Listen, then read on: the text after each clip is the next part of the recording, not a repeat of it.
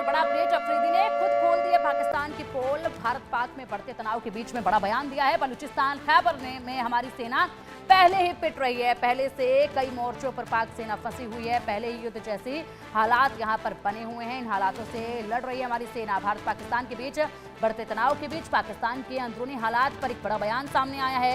यह बयान किसी राजनेता या सुरक्षा विश्लेषक का नहीं है, बल्कि पाकिस्तान के पूर्व क्रिकेटर शाहिद अफरीदी का है, जिन्होंने साफ कहा है कि पाकिस्तानी सेना पहले से ही युद्ध जैसी हालात में है और इन हालातों से लड़ रही है और वो कई मोर्चों पर फंसी हुई है। अफरीदी ने बलूचिस्तान और खैबर पख्तूनख्वा में जारी अस्थिरता का जिक्र करते हुए कहा कि हालात बेहद गंभीर हैं। Balochistan liberation army, Balochistan liberation front और तहरीक तालिबान पाकिस्तान जैसे आतंकी संगठनों के लगातार हमलों से सेना को भारी नुकसान उठाना पड़ रहा है। साहिद साहब, यहाँ पर आपने सबूतों की बात की थी। सोडी साहब ने बेहद सी जानकारियां महत्वपूर्ण आपको दी है जो आप स्वीकार नहीं कर पा रहे थे, और ऐसे में आप बात जब पुराने सबूतों की भी की गई तो उनको भी आप स्वीकार नहीं कर पा रहे थे। तब आपने कहा पहलगाम पर बात कीजिए, पहलगाम पर भी बात की। अब देखिए, जो लैंग्वेज आप शुरुआत में बोल रहे थे ना, बिल्कुल ठीक शाहिद अफरीदी ने इस्तेमाल किया था इन्हीं शब्दों का कि कोई सबूत तो होता नहीं है, खुद किया हुआ है। उसके बाद उनकी हकीकत सामने आई। अब इनका बयान या नया सुनिए, आपके अंदरूनी हालात यहाँ के आपके ही लोग बता रहे हैं। देखिए, बात ये है कि आप इशू पे बात नहीं करते। आपके पास, आपने दुनिया को क्या एविडेंस दिखाया अभी तक इस इशू में? आपके पास आपका यानी आप मुझे बताएं, आप अपने सियासी लोगों को इन इश्यूज पे क्यों नहीं बुलाते?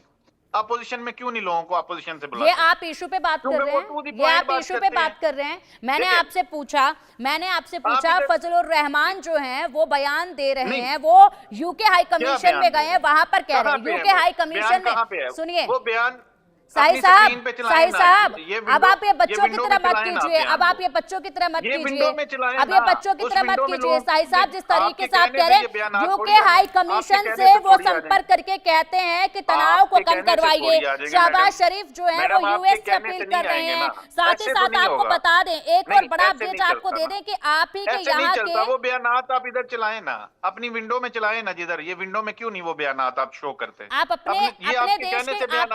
अपने देश में खबरें पढ़ते हैं, आप अपने यहाँ के हुक्मरानों को सुनते हैं कभी, उनके बयानों को सुनते हैं कभी? मुझे क्यों यहाँ पे बुलाया? क्या बात कर रहे हैं, क्या बात कर रहे हैं? आपने मुझे क्यों बुलाया? आपको मालूम है पाकिस्तान के रक्षा मंत्री ख्वाजा आसिफ कह रहे हैं कि अल्लाह करे ये युद्ध टल जाए, अल्लाह करे ये युद्ध टल जाए। आपके जो रक्षा मंत्री है वो दुआ कर रहे हैं, तो हम उनका ये नया बयान सामने आया है, डरे बैठे हैं, और उसके बाद आप अपनी जुबान देखिए। तो इस पाकिस्तान तो अमन का हामी है इस खित्ते में। आप लोगों को कोई ना कोई मसला हो जाता है हर 2 साल बाद, जब आपकी गवर्नमेंट की जो वो है पॉपुलैरिटी का ग्राफ नीचे जाता है, आप लोग अपने मासूम लोगों को मारते हैं और फिर ड्रामा शुरू कर देते हैं। अब तो आपके साथ दुनिया में कोई मुल्क नहीं खड़ा। साहिद साहब, बड़े अफसोस की बात है, आप अपने आप को देखिए टेररिस्ट की लिस्ट में, ग्लोबल टेररिस्ट की लिस्ट में दूसरे नंबर पर आप बैठे हैं और आप कह रहे हैं कि अब आप लोगों के साथ कोई नहीं खड़ा है। अच्छा ये बताइए, चीन के पास पैसे मांगने के लिए गए थे, मिले या नहीं मिले? नहीं मिले ना। IMF के पास भी जाने की कोशिश करें, वहां पर भी कोई रास्ता आपको नजर नहीं आ रहा है। जहां जहां मदद मांगने आप जा रहे हैं, मदद आप लोगों को मिल नहीं रही, और आप कह रहे हैं कि सारे देश जो है वो आपके खिलाफ हो गए हैं। बहुत बढ़िया। यहाँ पर अभी हाल ही में यूएस से जब बात हुई है शहबाज शरीफ की, तो क्यों ये कहा गया कि आपको अफसोस जताना होगा, पहलगाम पर आपको अफसोस जताना होगा? यूएस की तरफ से आपके प्रधानमंत्री को कहा गया है।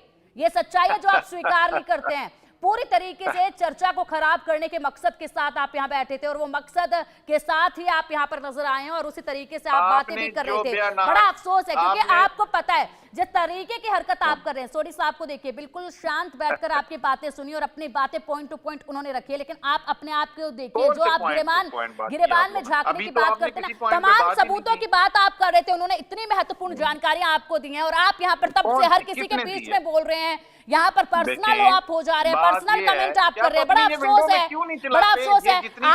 आपकी जो हरकतें हैं वो बता रही है कि हकीकत जो है वो स्वीकार कर नहीं पा रहे हैं, पूरी तरीके से डरे हुए हैं, तिलमिला रहे हैं, और इसलिए यहाँ पर अब बैठ के रोना धोना शुरू कर दिया है ताकि मुद्दे पर बात ही ना हो सके, ताकि हमारी हकीकत सामने ही ना लाई जा सके। फिलहाल बहुत बहुत शुक्रिया साहिद साहब आपका इस चर्चा में बैठने के लिए और हमारा समय इस तरीके से नष्ट करने के लिए। बहुत बहुत शुक्रिया आपका। सोडी साहब, बहुत बहुत शुक्रिया आपका भी इस चर्चा में बैठने के लिए और ये महत्वपूर्ण जानकारी हमारे दर्शकों तक पहुंचाने के लिए।